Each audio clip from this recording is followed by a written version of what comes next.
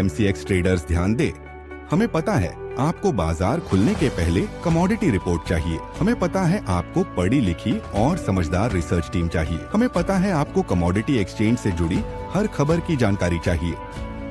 हमें आपकी जरूरत पता है। क्या आपको हमारा नंबर पता है? कमोडिटी ट्रेडिंग सिर्फ कमोडिटी समाचार के साथ। Investments in securities market are subject to market risks. Read all the related documents carefully before investing. Geopolitical tension के घटने और अमेरिका चीन के बीच व्यापार रिश्तों में सुधार के साथ ईरान से अमेरिकी बातचीत के अगले दौर ने आज नए सप्ताह के पहले दिन सोने के भाव में भारी गिरावट देखी जा रही है। चांदी भी भला इससे कैसे बचती? सोने में गिरावट का दौर कहां थमेगा या फिसलन जारी रहेगी? साथ ही ट्रेडर्स अपनी पोजीशन को कैसे संभालें, इस पर बात करेंगे केडिया कमोडिटीज के प्रमुख अजय केडिया से। मैं हूं कमल शर्मा। अजय जी, आपका स्वागत है मोलतोल में। नमस्कार कमल जी। जी नमस्कार। अजय जी, आज सोने की कीमतें लगभग 3% गिरकर $3,230 और जबकि भारतीय बाजार में करीबन अभी तक 3700 रुपए प्रति 10 ग्राम की गिरावट आई है।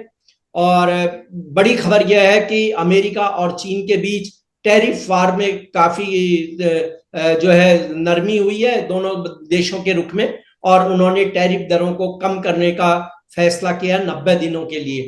क्या संभावना है गोल्ड में अब और गिरावट के दौर पर लगाम लगेगी या अभी तबाही बाकी है? अजय जी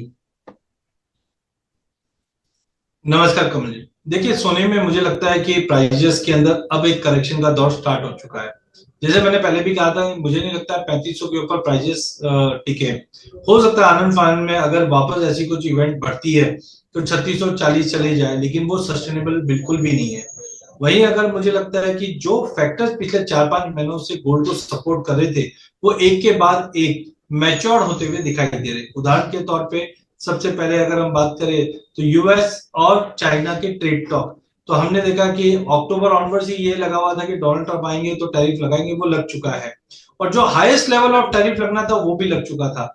अब कहीं ना कहीं यहां से अगर हम देख रहे हैं कि बैठक बैठती है और अभी सुनने में भी आया 30%, 10% ऐसे नॉर्मल टैरिफ में आ जाएगा चाइना भी। अगर ऐसा कुछ होता है तो जो डर की वजह से सोना बढ़ा था उसमें प्रॉफिट बुकिंग आनी चाहिए। ऐसा ही है रशिया यूक्रेन, यहाँ पे हम देख रहे हैं कि कहीं ना कहीं सीज फायर की बात हो रही है। तो कुल मिलाकर जो अब तक सपोर्ट कर रहे थे सोने को, अब सभी में हम प्रॉफिट बुकिंग देख रहे हैं और मुझे लगता है सोने में एक बड़ा गिरावट आता हुआ दिखाई देगा। बट समय धीरे धीरे करके आएगा। जैसे पहले भी हमने 92 का लो देखा, फिर तेजी पकड़ लिया, तो धीरे धीरे करके हम गिरावट लेंगे। बट कुल मिला के 90,000 के नीचे सोना डोमेस्टिक मार्केट पे और 3050 से 3080 तक का लेवल इंटरनेशनल में सोना आता हुआ दिखाई दे रहा है। जी अजय जी, बिल्कुल आपकी बात सही है कि चाहे ट्रेड वार हो या जियोपॉलिटिकल टेंशन हो, अंततः बातचीत से ही समस्या का समाधान हो सकता है। और अब हम देख रहे हैं चाहे भारत पाकिस्तान के बीच जो संघर्ष हुआ, वहां सीज फायर हुआ, बातचीत हुई और बातचीत हो भी रही है। रूस यूक्रेन दोनों बातचीत कर रहे हैं, अमेरिका ईरान बातचीत कर रहा है और अमेरिका चीन बातचीत कर रहा है। अंत में यह होता है कि बातचीत ही समस्या का समाधान है।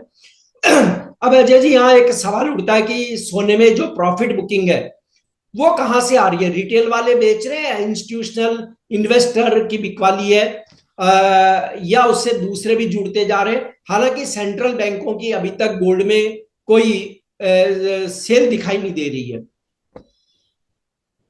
देखिए कमल जी, मुझे लगता है कि सबसे पहले ठीक है, यूएस वाला कहानी तो हमने देखा ही है, बट इसमें सेलिंग किसकी आएगी? सबसे पहले आई थिंक जो बड़ी गिरावट बननी है वो मुझे लगता है कि जितने इन्वेस्टर्स है, बिकॉज इन्वेस्टर ने अभी तक अच्छा पैसा बनाया है इसमें, तो मुझे लगता है कि ये बड़ा फैक्टर है। अभी रिसेंटली हमने देखा था कि शनिवार को आई थिंक डेटा आया था सीएफटीसी का, उसमें पहली बार हमने देखा कि सोने में और चांदी में लोगों ने प्रॉफिट बुक किया है।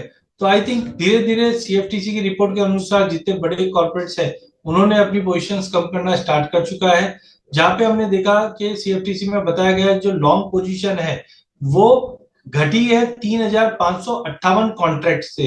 और चांदी में भी अगर हम पकड़े तो लॉन्ग पोजीशन कम हुई है 1000 कॉन्ट्रैक्ट से, जो दर्शाता है कि ऊंचे लेवल पे धीरे धीरे प्रॉफिट बुकिंग बनना स्टार्ट हो चुका है। वहीं दूसरी ओर ईटीएफ के प्लेयर्स ने बहुत अच्छा पैसा बनाया पिछले 4 सालों में तेजी की वजह से। अब यहाँ पे भी मुझे लगता है ईटीएफ के अंदर जो ग्रोथ आ रही थी वो अब थमते हुए नजर आ रही है। तो जिस ढंग से रैली की है, 40% की रैली हमने एक साल में देखी है, अब टेक्निकल फंडामेंटल दोनों ही मुझे लगता है कि दबाव लाता हुआ दिखाई दे रहा है। जी अजय जी, गोल्ड में ट्रेडर्स को आप क्या सलाह देंगे, क्या सलाह होगी आपकी कि कैसे वे संभालें अपनी पोजीशन को? अब देखिए, मुझे लगता है मार्केट में वॉलेटिलिटी है वो एक्सट्रीम जोन में जाने वाली है और ज्यादा बढ़ते हुए दिखाई देगी। ऐसे समय में एक, शांति से बैठिए, दूसरा ऑप्शन हमारे पास अवेलेबल है, ऑप्शन से ट्रेड कीजिए। जैसे कि उदाहरण के तौर पे इस वक्त अपन 27 मई का अगर गोल्ड के पुट की बात करूं मैं 90,000 का, तो इस वक्त भाव चल रहा है 92,821, लेकिन हमें लगता है कि मार्केट 90,000 तक का लेवल तो आराम से दिखा सकता है। तो मैं 90,000 का एक पुट लूंगा जो 575 रुपए में मिल रहा है, 250 रुपए का स्टॉप लॉस लगाऊंगा, 1500 रुपए का टारगेट रहेगा। तो जब ऐसी एक्सट्रीम वॉलिटिलिटी होती है तो ऐसे समय में आपको ऑप्शन के साथ रणनीति बना के चलना चाहिए, बिकॉज एक्सट्रीम वॉलिटिलिटी में आप समझिए कि स्टॉप लॉस हंटिंग या फिर जो आज $100 का मूवमेंट आ रहा है, तो इससे बचने का एक ही तरीका है, ऑप्शन के जरिए आपको निवेश करना चाहिए। जी अजय जी, भारतीय रुपए में बात की जाए तो गोल्ड का निचला लेवल क्या हो सकता है आने वाले दिनों में? देखिए, इमीडिएट रेंज की बात करें तो हमने 1 मई को देखा था कि जब सोना 99,000 से टूटा था तो 92,000 का सपोर्ट ले लिया था। इनफैक्ट आज की भी अगर मैं बात करता हूं तो आज में भी जो गिरावट आया है उसमें हमने देखा कि प्राइजेस में एक अच्छा खासा सपोर्ट लिया हुआ है, वो है 92,389 का। तो पहला तो मुझे लगता है जैसे ही ये 92 का लेवल ब्रीच होता है हम डायरेक्टली सपोर्ट देखेंगे 90,000 के आसपास। तो आई थिंक इमीडिएट में अगर 15 दिन की बात करूं तो मुझे 90-90-200 का सपोर्ट दिखाई दे रहा है। बट कुल मिलाकर इस बार भाव 85 के नीचे भी जाता हुआ दिखाई देगा सेकेंड हाफ 2025 के अंदर। जी, तो अजय जी, आपने जो बताया कि जिस तरह से प्राइस नीचे आ सकते हैं 90,000 को टूटने के बाद भी, तो क्या एक ट्रेडर को ऐसे में अपनी लॉन्ग पोजीशन अब खत्म कर लेनी चाहिए, या जिन ट्रेडर्स के पास लॉन्ग पोजीशन नहीं उन्हें शॉर्ट सेल का रास्ता अपना लेना चाहिए?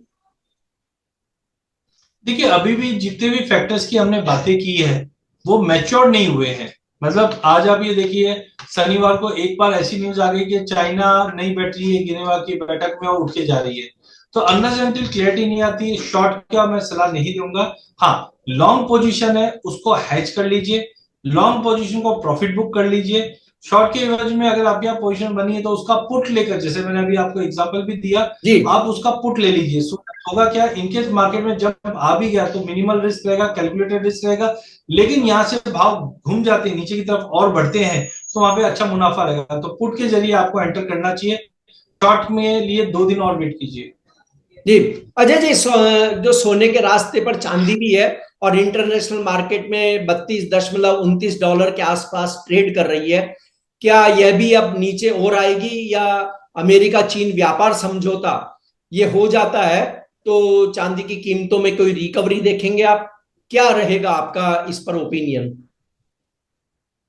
देख कमल जी, अगर हम चांदी का व्यू समझना है तो आपको गोल्ड सिल्वर रेशियो देखना है जो इस वक्त 100 के करीब ट्रेड कर रहा है। तो मुझे लगता है कि गोल्ड सिल्वर रेशियो में एक बार 104.5 का जंप दिखाई दे रहा है बड़ी गिरावट से पहले। तो हो सकता है सोने की गिरावट के साथ साथ चांदी में भी उसका इम्पैक्ट आता हुआ दिखाई दे, और चांदी भी हम देख रहे हैं कि नीचे में 90-91 तक का लेवल एक बार दिखा दे। आज 1700-1800 पॉइंट की गिरावट है, बट मुझे लगता है नीचे में 90-500 का लेवल चांदी में भी एक बार दिख सकता है।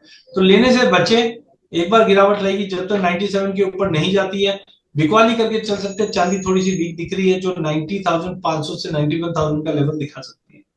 जी अजय जी, आपका कोई डिस्क्लेमर? कमल जी, आज हमने फ्यूचर्स की बात की, ऑप्शंस की बात की है, एक्सचेंज का प्रोडक्ट डेरिवेटिव प्रोडक्ट है। तो जब भी हम इस पे काम करते हैं बिना स्टॉप लॉस के ट्रेड मत कीजिए। पहला चीज, वॉलेटिलिटी एक्सट्रीम है, आपके फाइनेंशियल एडवाइजर से सलाह लेकर ही ट्रेड कीजिए। मेरी पर्सनल कोई पोजीशन नहीं है कमल जी फ्यूचर मार्केट के अंदर, बट खास करके एमसीएक्स में गोल्ड सिल्वर की जिस पे आज डिस्कशन की, मेरी पर्सनल कोई पोजीशन नहीं है, बट मेरे क्लाइंटों की जरूर हो सकती है। आपका धन्यवाद, शुक्रिया अजय जी।